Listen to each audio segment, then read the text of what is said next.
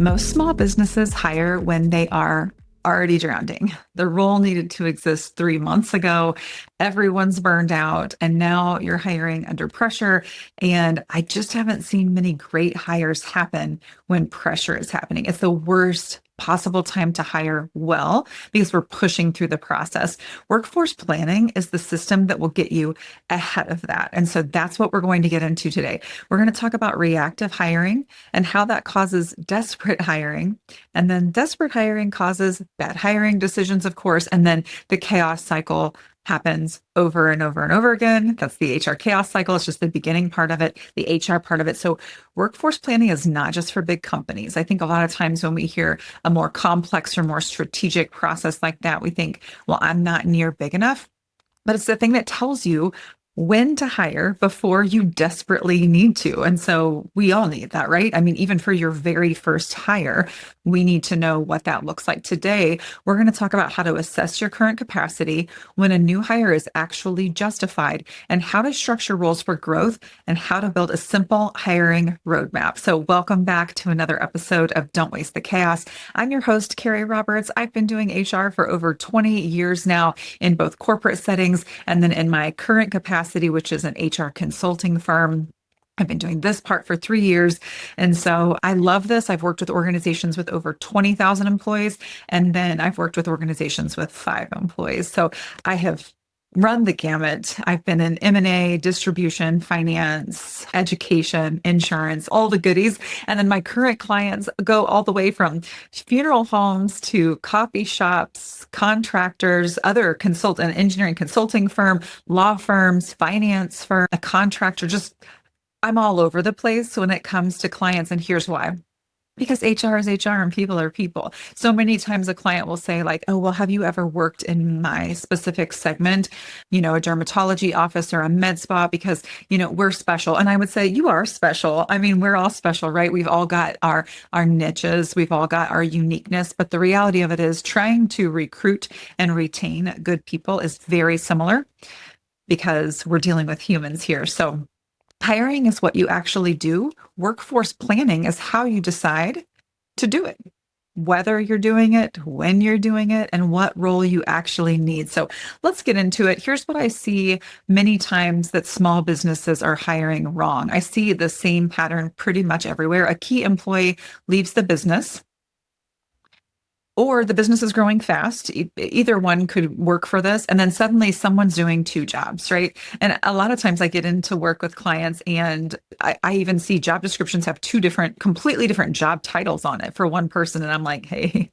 this isn't going to last. You know what I mean? Like, this just isn't realistic. Even if the person is telling you that they like that level of power, they like that level of feeling valued or needed in the business, it's still not sustainable. It's an issue. A lot of times when this is going on, an owner is exhausted, they're posting a job, they hire whoever shows up fastest, right? And who's nice. And then 6 months later, they're back in the exact same position they were before because they didn't hire the right person for the job, or there's still a skills gap. So there are 3 most common small business hiring mistakes at the strategic level that I've seen over the last 20 years. The first is hiring a person instead of a role. Oh gosh, this one is so common. Someone will be like, well, we can train anybody, or we just want to make sure we find good people. And I hear you on that, but I need a Sarah is not workforce planning. And that's what I hear. Well, I just need a Michelle. I just need another Danny, that's not workforce planning. Let's get you a little more mature in your business than that. I mean, that's the reality of it. The second thing that I see is hiring for pain instead of tomorrow's need. So by the time someone has onboarded, the need has already evolved. We're already on to the next. We already even need to maybe hire another person by the time the person's onboarding. We just didn't plan. We're in pain. We brought somebody in and we're not doing any conscious planning. And the third thing is building roles around people, which is similar to the first one, hiring a person instead of a role. Building roles around people instead of what business needs. So job descriptions are describing what one person is actually able to do, not what the business actually requires. And so often I do exercises with my clients where I'm like, all right, let's talk about the need here. Let's talk about the business specific need. Let's remove all of your people from this list. And then let's talk about the roles the job descriptions and then the needs. And 10 times out of 10, if we remove the people from the exercise, we have a quick realization that we don't have what we need. But we're thinking about who we currently have and how to make it work. And I get it. That sounds kind. And it also sounds bootstrappy, gritty at the very beginning, but it's not. What got you here is not what's going to get you there. That's right. You know what I mean? So we have to move forward through this. So the real question behind every hire is, do I have a capacity problem or a capability problem?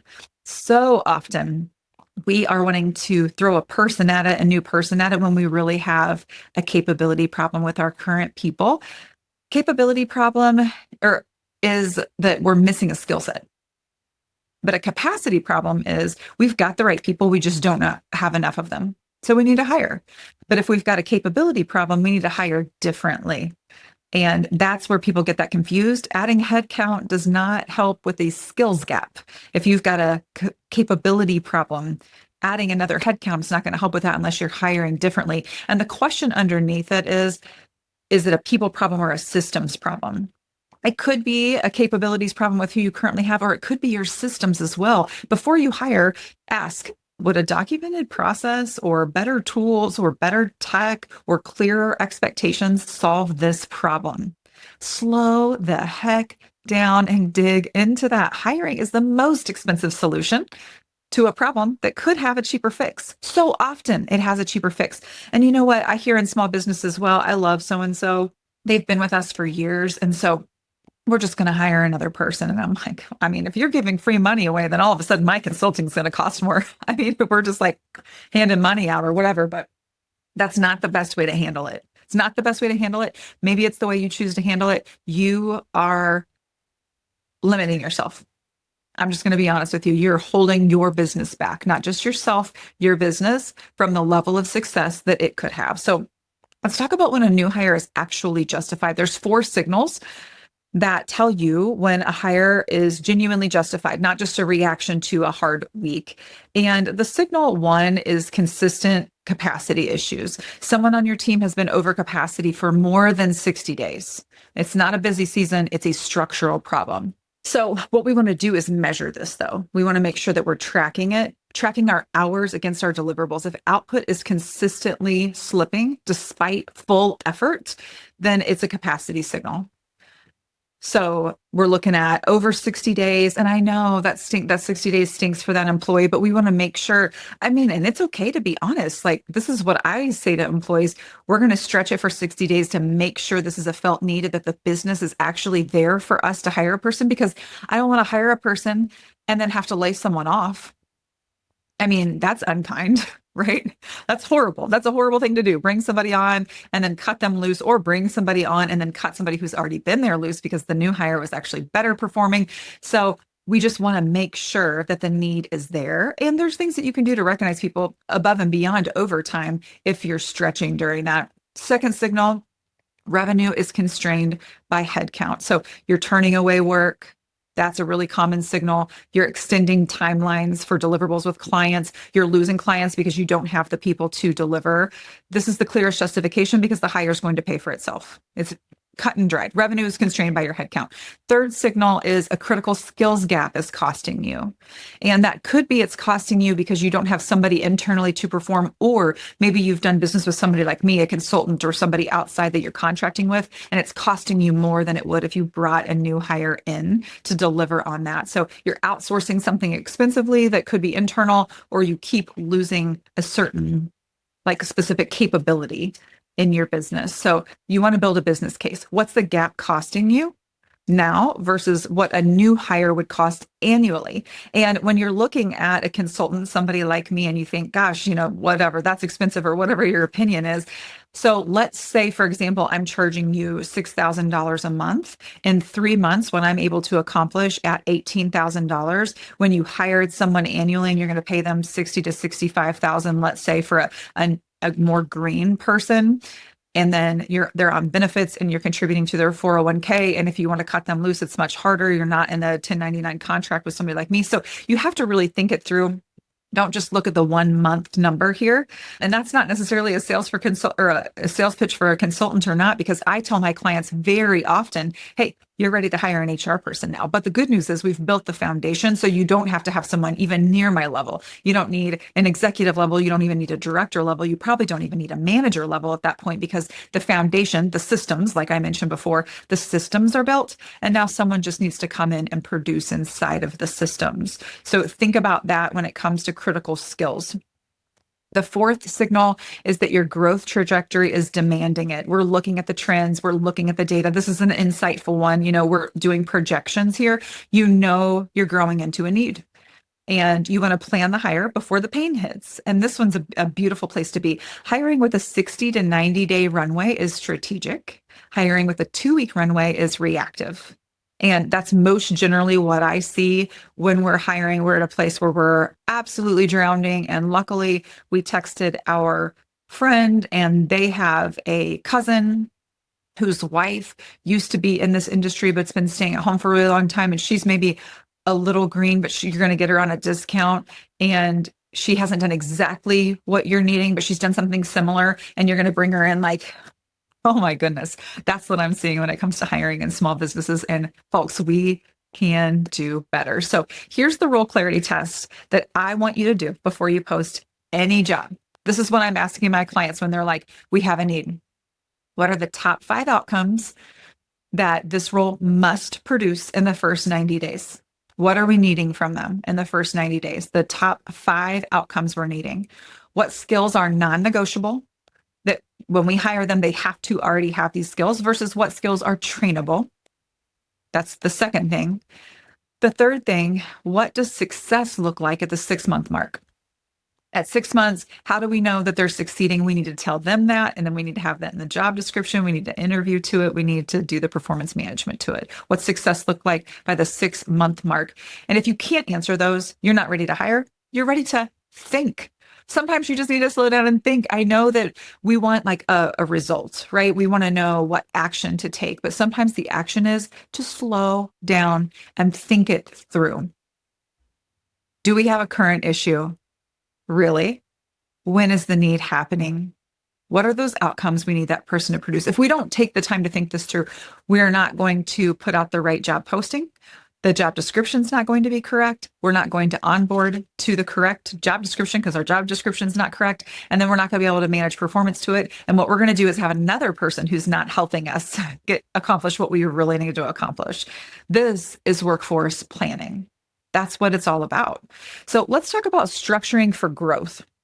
Most small businesses do not have an organizational structure. As a matter of fact, I'm getting ready to sit down with a client right now. I've just done an HR audit for them. And one of the things that came out was they didn't have an org chart, and they're kind of proud about that. And that is not something to be proud of. It's just not. If you don't have an org chart because you pride yourself on a flat structure, I'm telling you right now that your employees don't 100% know who's on first and who's on deck and who's responsible for what and how to make decisions and how to make things really move and who's accountable for what and when. And your business is just not as effective as it could be. So don't pride yourself in not having an org chart or an org structure or a hierarchy or understanding who reports to who, because that's not really something to be proud of. That means that we haven't done any good workforce planning, and we have not structured ourselves for any growth. We have literally limited our ability to grow. They have a collection of people, is what I'm seeing, that they hope everyone knows what they're supposed to do. And usually they say they do know, because we're a family here. And everybody knows what they're supposed to do. That works until it doesn't. And it usually stops working right when you are growing the fastest, right when you take on another big client, right when the timeline needs to bump up, right when there's a stretch. Then we recognize there's a lack of clarity, and we don't even recognize there's a lack of clarity. All of a sudden, things just get harder. That's what ends up happening. So here's why organizational design has to happen, even if you have 5 employees. Clear reporting lines prevents the I didn't know who to ask problem. You bring a person on, you think that you know and everybody else knows, so this person should know, and we're easy and we're approachable and all of those things. So they can come and ask us at any time. I'm telling you, your new hire does not feel comfortable to do that. That makes them feel like a failure. That makes them feel like a fraud, like you shouldn't have hired them. You are assuming things that are not true. You are kind and you are approachable, but friend, you are busy when you're a small business owner and you are meeting yourself coming and going, and your employees love you and they are loyal to you and they don't want to interrupt you because they don't want to make your life harder. They want to make your life easier. And because of that, they are stalling on getting things done. Oh, I'm getting on my soapbox here, but I feel really passionate about this. Those clear reporting lines help out with that I didn't know where to go problem. Defined role boundaries prevent the it's not my job problem and the everybody does everything level of burnout, which I hear people say, like, I'm a jack of all trades, or really my employees, they can all jump in and help.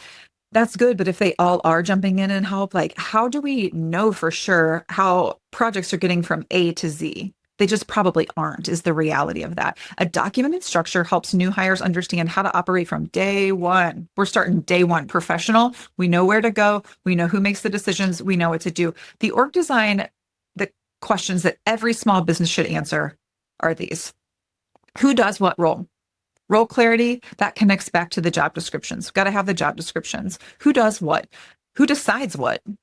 Decision rights. Who has the authority? Who has input? Who's informed? Have you ever heard of the RACI model? Who's responsible for this? Who's accountable for this? Who needs to be consulted on this? Who needs to be informed on this? That's the RACI model, RACI. I use that in businesses often. And I a lot of times do it informally because a small business is like, no, we don't need all that. But you do. But you really do. Who decides what? Who reports to who? And people are like, I don't need that. I don't need all of that. Your employees do, though. They need to know who has the span of control. And just best practices, a manager having 5 to 8 employees. If you've got 12 direct reports, you're dropping the ball. 5 to 8 is a reasonable rule of thumb, depending on industry, but that's reasonable rule of thumb. And then what roles need to exist that don't yet? Now we're getting into the future here. This is our future structure. What does the organizational chart need to look like if you were to double your current size? And I have a really cool activity that I do with clients that I'm going to walk you through to help you understand what that actually looks like. Here's a span of control warning. If one person is managing 12 people and they're doing their own work, so they're a working manager, you have a structural problem, not a performance problem, but it's going to look like a performance problem. 10 times out of 10, it's going to look like a performance problem. That manager is failing because the organization is set up for them to fail. They literally cannot do all that. So here's the exercise that we're going to do. It's called the 2 times exercise, and it's exactly what it sounds like it is. And it is simple, but if you aren't taking strategic time in your business, then you're never going to get this done. This is just the way it works. If you aren't taking the time to pause, if you're not doing strategic planning retreats, and I come in and do those for clients frequently. And so I'd love to partner with you on that. It's just a one-time engagement. I do an intake meeting to understand, where your business currently is. And then I recommend to you what the activities would be that we do in the strategic planning meeting, because that's different for everybody. Maybe it's a SWOT analysis. Maybe it's this 2 times planning. Maybe we're doing performance management, it just depends on where you're at in your business. But then I come in and do the exercise, and then we have a follow-up. And that's what strategic planning looks like when you partner with me on that. And we're literally moving the needle. We're not just like kumbaya, team building. I know that's usually what HR people want to do. And we're going to do some of that. We're going to break bread, maybe even have a little wine, but we are going to move the needle on your business, because that's how I sleep at night, making sure that I make an impact on your business. So here's this 2 times exercise. Draw your org chart today, the way it exists today. If you don't already have it, then draw it as if you have double the current revenue. If you were making double the current top line or bottom line revenue, however you want to do it, what roles would appear that don't exist right now to make sure that you can deliver on if you had double the revenue?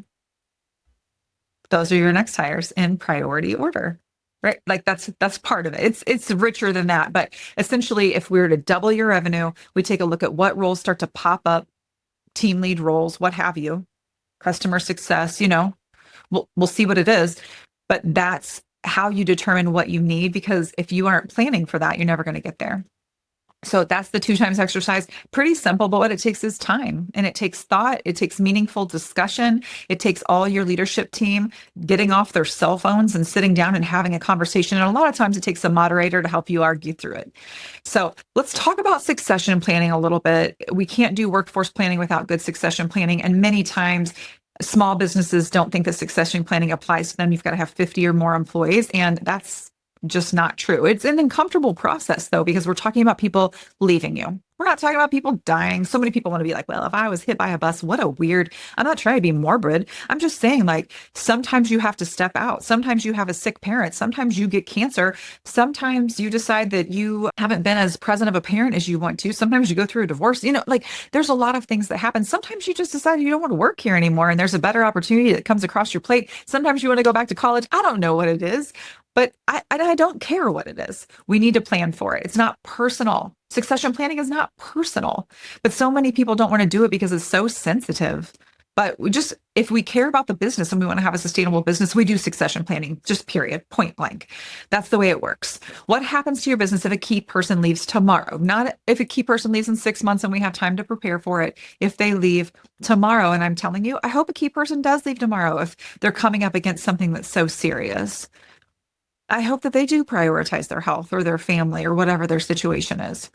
So if they're leaving tomorrow, not eventually, tomorrow, if the answer is we are in serious trouble, that's a workforce planning problem, not a hiring problem. It's a workforce planning problem. Succession planning is not just for large companies for retirement planning. That's not what we're doing. It's for any role where the loss of one person would significantly change the business. And especially in small businesses, this is the case, especially in small businesses. I had a marketing person just up and leave me. And she was producing my podcast and then doing all my social media posts, like effective immediately. I had no social media queued up. But by the way, she hadn't even been preparing. She had, her own situation and decided to bounce immediately. So it's not like she had things queued up for weeks either. Effective that day, the next day we had no social media and the podcast was not getting edited that I had already recorded. So therefore it wasn't going out, period. And luckily, I am agile and I don't mind working a little bit. And, AI is helpful. And I found a company to outsource it to, but that stunned me right then and there. But the cool thing is I had every person on my team do SOPs and I had a library of all the SOPs. Now I changed the way that I'm doing things, but those SOPs helped me greatly to not drop any balls. And we're going to talk about that. But let's do this key risk assessment. What are your top three, not who? What are your top three most critical roles? And see, look, I was guilty of it too. I wanted to say who are your top three most critical players? But we're going to look at roles here. Top three most critical roles. If any of them left tomorrow, what would break? Just think through, like what would happen? Is there anybody internally who could step in? And then what level of support would they be able to give you?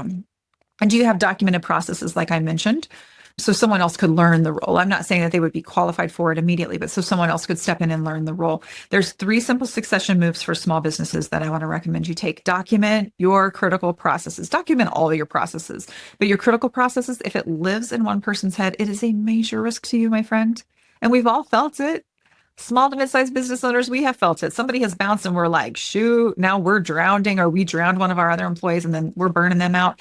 We need to cross-train intentionally inside of our organizations, give team members exposure to one another's work. I'm not saying that my admin was my marketing person, but my admin could have stepped in to do my marketing work. Now I did because I decided I was going to utilize AI in a whole new way. Thanks, Claude Cowork. But you know what I mean? Like, make sure that other people have exposure to each other's work so they can step in. And if you've got those standard operating procedures, you're golden. Get to rolling. It's going to take a little bit longer for that person to do the task, but you can get it done. You can get it done. And then you need to identify and develop your internal candidates. Don't wait for a crisis to find out who could grow. Be having those conversations in your one-on-one. Succession isn't about being morbid. It's not about being hit by a bus. That's just such a weird thing. It's about being strategic. The businesses that have these conversations proactively are the ones that survive when a key person departs. And that's just like period, point blank, the way that it works. So let me give you a simple hiring roadmap. You don't need a sophisticated workforce planning system per se. You need a 12-month hiring roadmap that gets reviewed every quarter is what I recommend. Get your leaders together. You're reviewing this every quarter. So in column 1, I'd put roles that you need in the next 12 months. If you're growing, like I said, name the role, not the person. What roles need to be growing in the next 12 months? Column 2, the timeline. When would you need that person onboarded by? Not when you'll start the hiring process. When do they need to be onboarding by? And then we'll back into when we need to have the job posting. And just as a quick aside, from when you post the job to when an offer should be accepted, best practice is around 30 days. So just take that into consideration for what it's worth. Column 3, the business justification of hiring the role. Is this a capacity problem? Is it a capability problem? Or is this a growth signal? And it should be one of those 3. That's pretty cut and dried.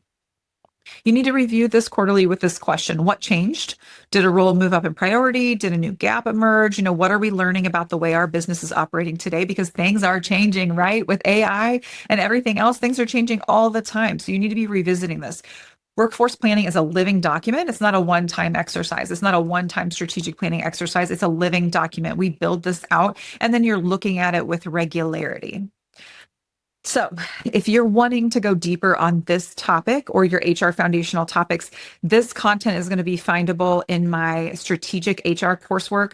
We've already gone through, you're catching me in the middle of a series, right? So we've already gone through the HR foundations areas, which are employer responsibilities, hiring, onboarding, and HR law and compliance. Then we went into the HR operating system, that's performance management, leave management, where we really get caught up in the day-to-day, where we spend the majority of our time. So we build the foundation, we live in the operating system. This strategic piece that we're getting into, leadership development, workforce planning, how to terminate and offboard, the more strategic items, we're getting into culture, benefits. That's in the strategic HR coursework. All of that coursework is findable at saltandlightadvisors.com/resources. And then, of course, you can always pick up a copy of my book. The first book goes over those 4 foundational areas. Book 2, which is in editing right now, goes over the operating system. And then book 3 is going to get into those strategic items. But if you don't know where to start, don't hesitate to reach out. saltandlightadvisors.com/contact. I'd love it if you'd subscribe to my channel. Go back and listen to those foundational areas, those operating areas, to make sure that you are building your business for sustainability, for success. You need all of those things. I'm telling you, so many people come across my plate and they're like, I don't even know what HR is. This is what HR is. I've laid it out for you. You need each of these aspects. Go back and listen to what's been in the series so far. Subscribe so you can catch the future ones. Share this with a colleague or a peer that is also stumbling their way through business ownership or leadership. Or if you're a green HR person, share this with a colleague. You guys aren't alone, even though I know a lot of times entrepreneurs or HR pros feel alone. I get it. And if you want to see exactly where you're at, I have a free mini HR audit that you can take. It spits out a score at the end, saltandlightadvisors.com/HR audit, and you'll get that data. And then if you want to reach out to me afterward, that's great. I send you a calendar link after you do that. No pressure. I'm just wanting to help you here. So I understand that workforce planning and being strategic about a human resources function that you don't even have built can feel like chaos, but this work is worth it. So friends, don't waste the chaos, embrace it. And I'll see you next week.